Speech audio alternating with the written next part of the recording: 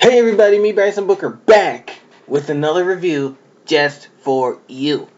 Today I'm going to be taking a look at my VHS DVD player combo system from Magnavox. So let's take a look here. Now this is kind of going to be hard to fit in the shot, but as you can see, it's a pretty beefy unit. I got this unit on Christmas of 2013 because around that time, around 2012, 2011, I was getting back into VHS tapes. And I started collecting. And the thing was, obviously, I didn't have a VHS player because the last one that we had, we threw away because it was getting old. No use for it anymore. Had to throw it out. So I had to go to another location, my community center. They have a TV with a built-in VHS player. So to watch my videos, I had to go all the way there just to watch my movies or things like that. Sometimes I wouldn't even finish the movie in one day. And I'm like, okay, this is getting annoying. Very annoying. And then I didn't want to buy a separate VHS player with another DVD player because that would be stupid. Too many cables. So the next best thing, obviously, is one of these guys. It has both your DVD player and VHS. Now, they are kind of expensive, guys, because you're getting both types of media in one system. So they are a little bit up there. These guys cost about $70 to $100, depending on which kind you get. Magnavox, basically, I think was the cheapest brand, if not the most decent priced brand out there. But almost every company still makes these. RCA makes some good ones. Samsung, LG. You can basically find these players from many different manufacturers, but just to let you know, you're going to pay a pretty good buck for them because basically it's combining two types of media into one system, and they like to jack up the price for you because obviously for movie collectors, why not have one? So we're going to take a look at the system. I'm going to show you the back here.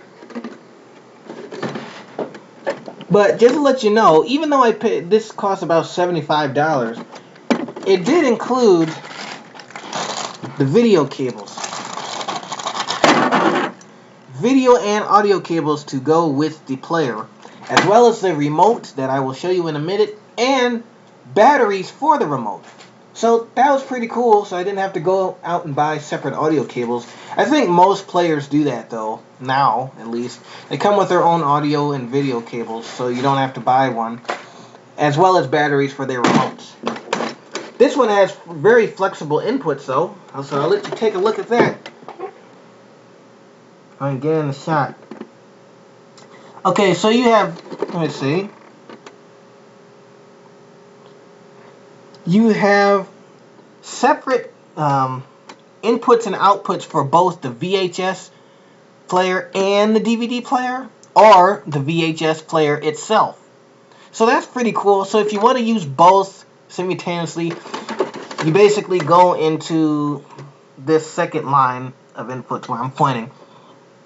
If you want to just use the VHS player itself for recording television or things like that, you can go in the third one where I'm pointing. The first one, I believe, is for the DVD player only.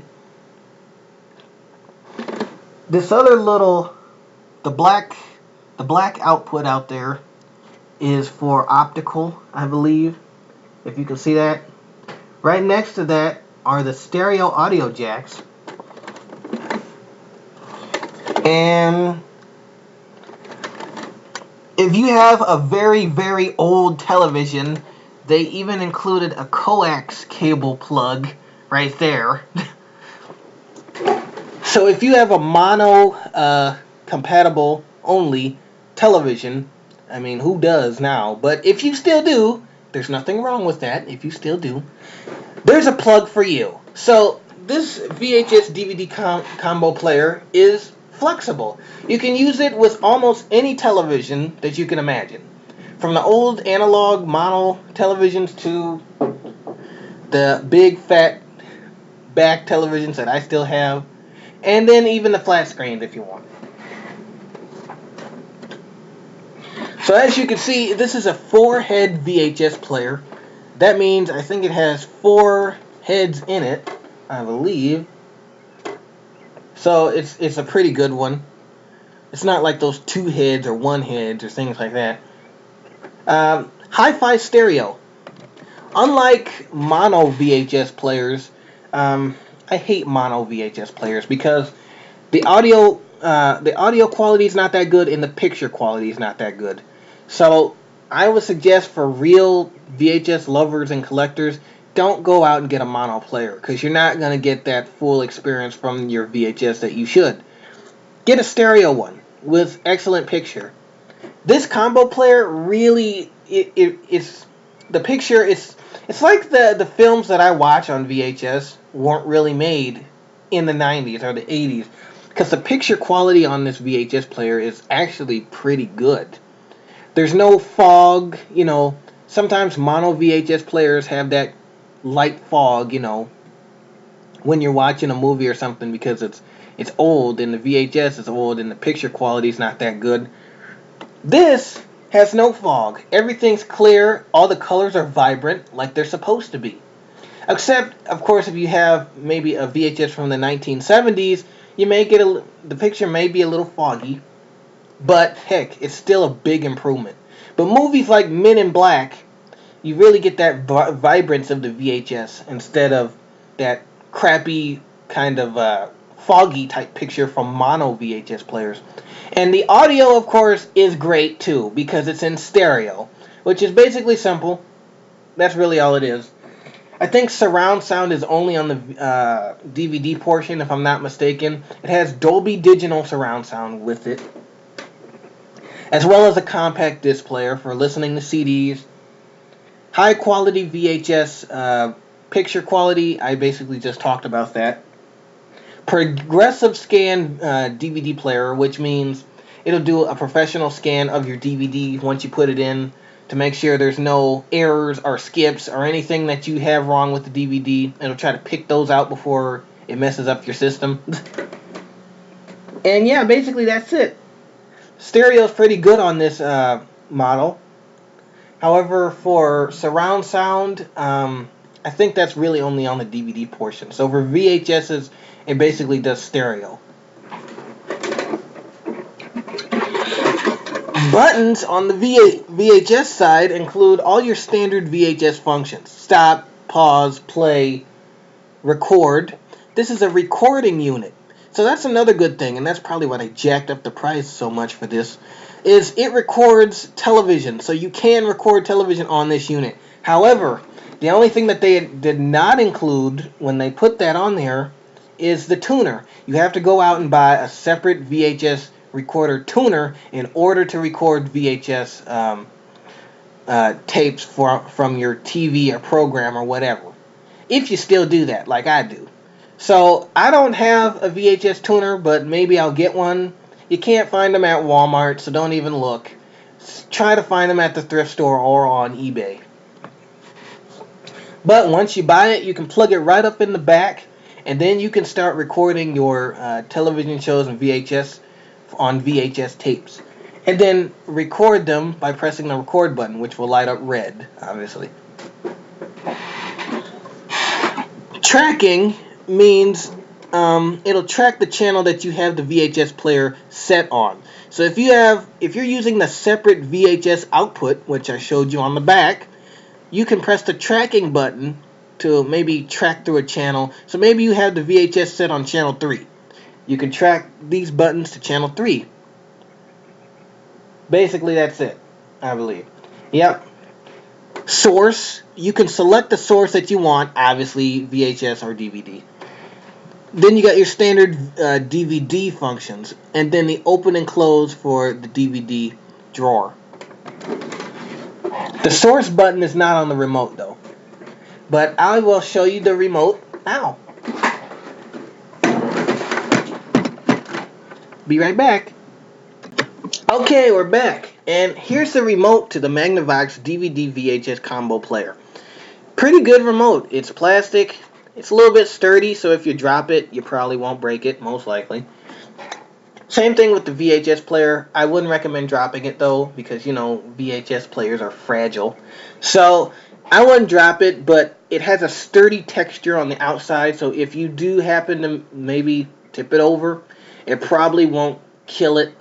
But I mean, if you want to drop it off of a building or drop it from 2 stories of stairs, good luck at that surviving.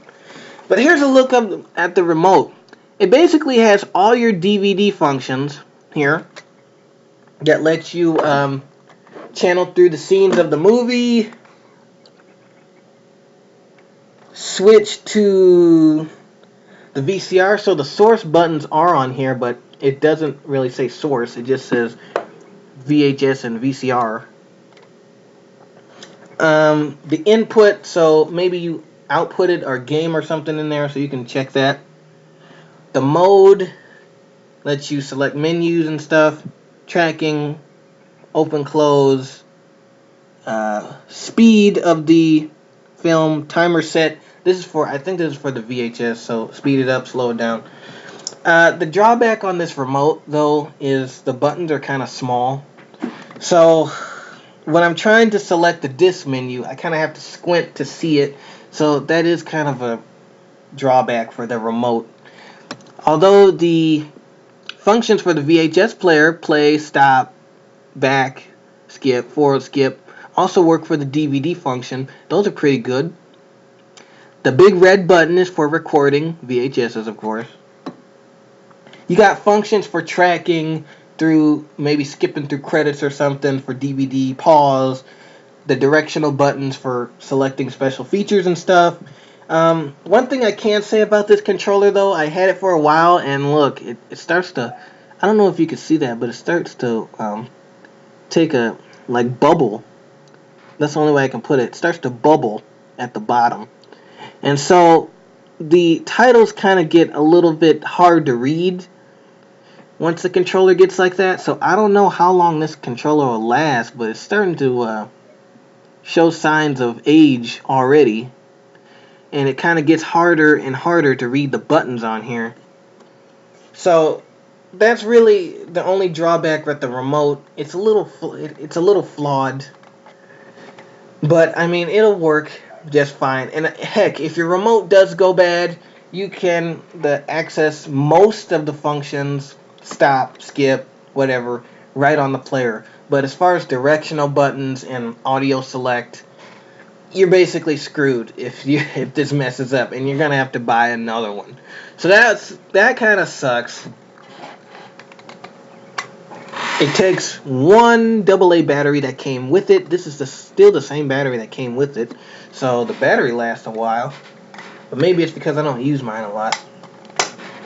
And basically that's it. So I gave you a review of the player and the remote. It's a pretty good, cost-friendly unit from Magnavox that lets you record VHSs, and it's a audio quality good, picture quality great. It's a really good unit. Go out and pick it up. $75, Walmart.